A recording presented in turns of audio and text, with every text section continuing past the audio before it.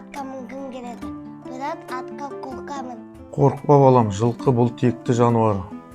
Мінсең көлік, ішсең сусын, жесең ас, терісінен пайдалы заттар тігілген.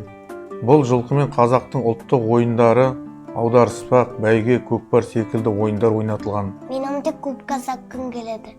Балам, сен әлі кішкентайсың, бірақ мен сені атпен серуендеуге апарайын. Алақай!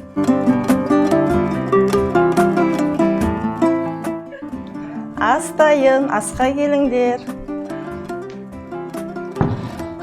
Анасын қандай тамағын сасады.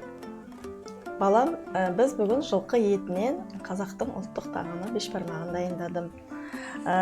Оны ет пен қамырдан жасайды, ал қазы жылқы етінен жасалған өте дәмді шұжық. Біз бешбармақты қолмен жегендіктен оны бешбармақ деп атаймыз, яғни бес саусақ деген сөз, балам.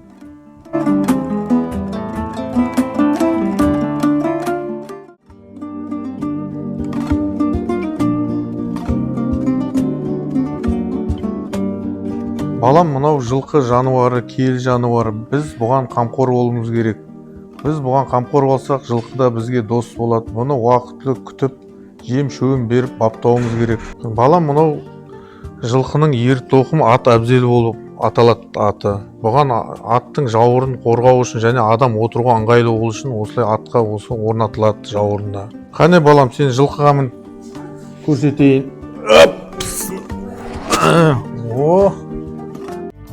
Жаным балам, таслақтырма тағдырға, жарқырап жүр, көңіліңді алдырма, төрселігі төмендеуге хақың жоқ.